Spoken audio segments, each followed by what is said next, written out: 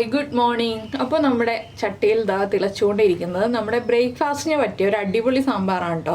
ബ്രേക്ക്ഫാസ്റ്റിന് മാത്രമല്ല ലഞ്ചിനും പറ്റും. പക്ഷേ ഞാൻ ബ്രേക്ക്ഫാസ്റ്റിന് പറ്റിയതെന്ന് എടുത്തു പറയുന്നത് എന്താണെന്ന് വെച്ചാൽ നമ്മൾ ഉണ്ടാക്കുന്നത് മുരിങ്ങക്ക സാമ്പാറാണ്.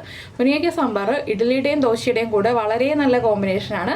ചോറിൻ്റെ കൂടെയും കോമ്പിനേഷൻ തന്നെയാണ്. പക്ഷേ ഏറ്റവും നല്ല കോമ്പിനേഷൻ വരുന്നത് ഇഡ്ഡലിയുടെയും ദോശയുടെയും കൂടെയാണ്. അപ്പോൾ നിങ്ങൾ എന്തായാലും ഉറപ്പായിട്ടും മുരിങ്ങയ്ക്ക ഉണ്ടെങ്കിൽ 1-2 മുരിങ്ങയ്ക്ക എടുത്തിട്ട് ഈ ഒരു സാമ്പാർ ഉണ്ടാക്കി നോക്കൂ. ഉണ്ടാക്കി കഴിഞ്ഞിട്ട് അഭിപ്രായം പറയാനും മറക്കരുത് കേട്ടോ.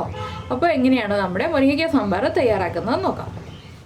നമുക്ക് നമ്മുടെ ഇൻഗ്രീഡിയൻസ് നോക്കാം. നമ്മളിപ്പോൾ 2 മുരിങ്ങയ്ക്ക ഈ ഒരു വലിപ്പത്തിൽ സാധാരണ കറിക്ക് കട്ട് ചെയ്യുന്ന പോലെ കട്ട് ചെയ്തെടുത്തിട്ടുണ്ട്. അതുപോലെ തന്നെ 2 സവോളയും ഈ ഒരു വലിപ്പത്തിൽ കട്ട് ചെയ്തെടുത്തിട്ടുണ്ട്. പിന്നെ എടുത്തിരിക്കുന്നത് ഒരു 1/2 കപ്പ് തുവരപ്പരിപ്പാണ്. തുവരപ്പരിപ്പ് തന്നെ എടുക്കാം കേട്ടോ. ഈ ഒരു കറിക്ക് നമ്മുടെ സാമ്പാറിന് എടുക്കുന്നത് എപ്പോഴും തുവരപ്പരിപ്പാണ്. അപ്പോൾ ആദ്യം നമുക്ക് തുവരപ്പരിപ്പ് ഒന്ന് വേവിച്ചെടുക്കാം. പരിപ്പ് കുക്കറിലാണ് ഞാൻ വേവിക്കുന്നത്.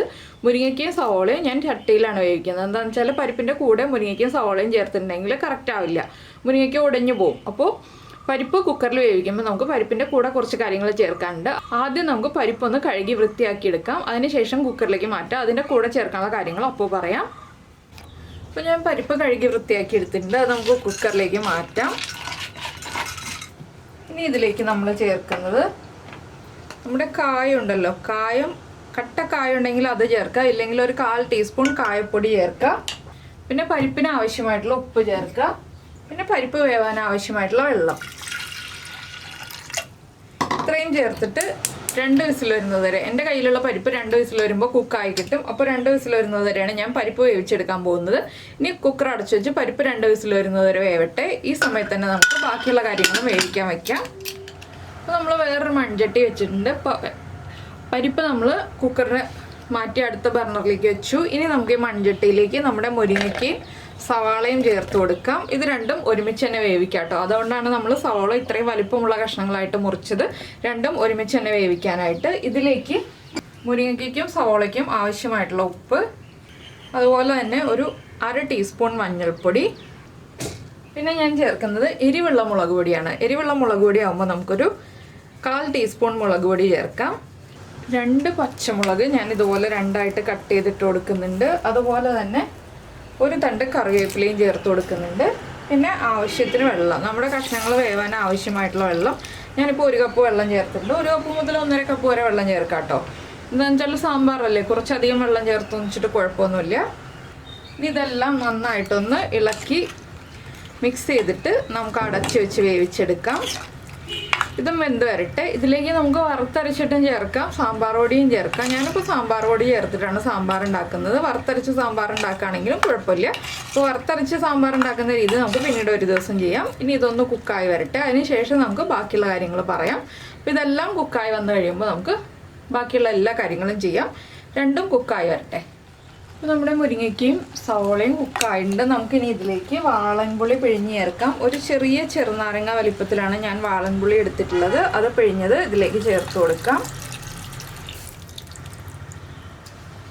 അതിൻ്റെ കൂടെ തന്നെ നമുക്കിനി പരിപ്പ് വേവിച്ചതും കൂടി ചേർത്ത് കൊടുക്കാം. നമുക്കിതിലേക്ക് തക്കാളിയൊക്കെ ചേർക്കണമെങ്കിൽ ചേർത്ത് കൊടുക്കാം കേട്ടോ. ഞാനപ്പോൾ ഈ രീതിയിൽ സാമ്പാർ ഉണ്ടാക്കുമ്പോൾ മുരിങ്ങയ്ക്കയും സവോളയും മാത്രമേ ചേർക്കാറുള്ളൂ. ഇനി പരിപ്പും നമ്മുടെ വാളൻപുളിയും എല്ലാം നമ്മുടെ സവോളയും മുരിങ്ങയ്ക്കയും എല്ലാം ചേർന്ന് നന്നായിട്ടൊന്ന് തിളച്ച് വീണ്ടും ആ പുളി മുരിങ്ങയ്ക്കയിലേക്കും സവോളയിലേക്കും ഒക്കെ ഒന്ന് പിടിച്ചു വരണം. അതിനായിട്ടൊരു 3 മിനിറ്റും കൂടി നന്നായിട്ടൊന്ന് തിളപ്പിച്ചെടുക്കുക. അതിനുശേഷം വേണം നമുക്ക് ബാക്കിയുള്ള കാര്യങ്ങളൊക്കെ ചേർക്കാനായിട്ട്. അപ്പോൾ ഇതൊന്ന് നന്നായിട്ട് തിളച്ച് വരട്ടെ. ഈ സമയത്ത് നമ്മൾ കുറച്ച് കാര്യങ്ങളൊക്കെ അടുപ്പിച്ച് വെക്കുക. നമ്മുടെ മല്ലിപ്പൊടിയൊക്കെ ചേർത്തിട്ടാണ് നമ്മൾ ഈ ഒരു സാമ്പാർ റെഡിയാക്കി എടുക്കുന്നത്. സാധാരണ നമ്മൾ സാമ്പാർ പൊടി ചേർക്കുമ്പോൾ ചില ആളുകൾ മല്ലിപ്പൊടി ചേർക്കാറുണ്ട്, ചില ആളുകൾ മല്ലിപ്പൊടി ചേർക്കാറില്ല. ഞാൻ ചില സമയങ്ങളിൽ മല്ലിപ്പൊടി ചേർക്കാറുണ്ട്, ചില സമയങ്ങളിൽ മല്ലിപ്പൊടി ചേർക്കാറില്ല കേട്ടോ. അപ്പോൾ ഈ ഒരു സാമ്പാറിലേക്ക് ഞാൻ മല്ലിപ്പൊടി ചേർക്കുന്നുണ്ട്. അതുകൊണ്ടാണ് ഞാൻ മല്ലിപ്പൊടിയൊക്കെ അടുപ്പിച്ച് വെക്കുക എന്ന് പറഞ്ഞത്. അതുപോലെ തന്നെ മല്ലിയില അടുപ്പിച്ച് വെക്കുക. കുറച്ച് കാര്യങ്ങളൊക്കെ നമ്മൾ അറേഞ്ച് ചെയ്ത് വയ്ക്കാനുണ്ട്. അതൊക്കെ റെഡിയാക്കി വെച്ചിട്ട് നമുക്ക് ബാക്കിയുള്ള കാര്യങ്ങളൊക്കെ ചെയ്യാം. അപ്പോൾ ഇതൊന്ന് നന്നായിട്ട് തിളച്ചൊരു 3 മിനിറ്റ് ഒന്ന് തിളച്ച് വരട്ടെ. ഇപ്പോൾ നമ്മൾ പുളി ചേർത്ത് കഴിഞ്ഞിട്ട് മുരിങ്ങയ്ക്കയും സവോളയും എല്ലാം നന്നായിട്ട് തിളച്ചുകൊണ്ടിരിക്കുന്നുണ്ട്. ഇനി നമുക്കിത് മാറ്റിയിട്ട് വേറൊരു പാൻ വയ്ക്കാം. അപ്പോൾ നമ്മൾ പാൻ വെച്ചിട്ട് പാനിലേക്ക് വെളിച്ചെണ്ണ ഒഴിച്ചിട്ടുണ്ട്. വെളിച്ചെണ്ണയിൽ തന്നെ ചെയ്യാം കേട്ടോ ഈ റെസിപ്പി. ഇതിലേക്ക് നമുക്കൊരു 1/4 ടീസ്പൂൺ ഉലുവ ചേർത്ത് കൊടുക്കാം. ഉലുവ ഒന്ന് ചൂടായി വരട്ടെ. 1/4 ടീസ്പൂണിൽ കൂടുതൽ വേണ്ട കേട്ടോ ഉലുവ. എന്താണെന്ന് വെച്ചാൽ നമ്മുടെ സാമ്പാർ പൊടിയിൽ ഉലുവ ഉള്ളതാണ്. ഉലുവ ഒന്ന് ചൂടായി തുടങ്ങുമ്പോൾ നമുക്കിതിലേക്ക് വറ്റൽമുളക് ചേർത്ത് കൊടുക്കാം. ഞാനൊരു 4 വറ്റൽമുളക് എടുത്തിട്ടുണ്ട്. വറ്റൽമുളകും ചേർക്കുക. അതുപോലെ തന്നെ നമ്മുടെ കറിവേപ്പിലയും ചേർക്കുക. എന്താണെന്ന് വെച്ചാൽ നമ്മുടെ പൊടികൾ കരിഞ്ഞു പോകാതിരിക്കാനാണ് നമ്മൾ ഇതൊക്കെ ആദ്യം ചേർത്ത് കൊടുക്കുന്നത്. ഇനി നമ്മൾ ഫ്ലെയിം കുറച്ച് വയ്ക്കുക. ഇതിലേക്ക് ഒരു ടേബിൾ സ്പൂൺ മല്ലിപ്പൊടി ചേർക്കുക.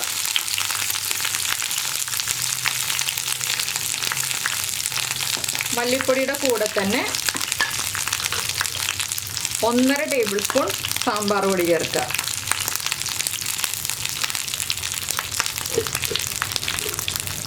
പിന്നെ ഞാൻ ചേർക്കുന്നത് കായപ്പൊടിയാണ്. ഇത് ഓപ്ഷണലാണ്, നിങ്ങൾക്ക് താല്പര്യമുണ്ടെങ്കിൽ ചേർക്കാം. 1/4 ടീസ്പൂണും കൂടി കായപ്പൊടി ചേർത്ത് കൊടുക്കുക. നമ്മുടെ സാമ്പാറിന് നല്ലൊരു മണം ഉണ്ടാവും ലാസ്റ്റ് കായപ്പൊടി ചേർക്കുമ്പോൾ. ഇനി ഇതെല്ലാം ചേർത്ത് നന്നായിട്ടൊന്ന് ചൂടാക്കിയെടുക്കുക.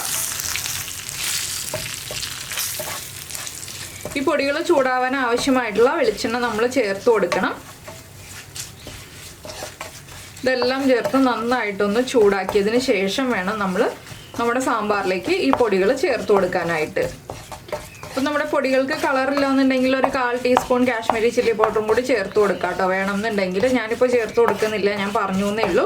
അപ്പോൾ നമ്മുടെ സാമ്പാർ പൊടിയൊക്കെ നന്നായിട്ട് ചൂടായി വരുന്നുണ്ട്. ലോ ഫ്ലെയിമിലാണ് വെച്ചിട്ടുള്ളത്. ഇനി നമുക്കിത് സാമ്പാറിലേക്ക് ചേർത്ത് കൊടുക്കാം. ഫ്ലെയിം ഓഫ് ചെയ്യുക.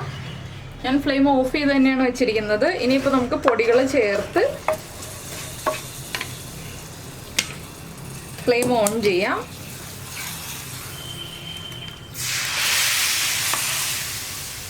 പൊടികൾ ചേർത്ത് കഴിഞ്ഞിട്ട് നമ്മുടെ സാമ്പാർ ഒന്നുകൂടി ഒന്ന് തിളയ്ക്കണം.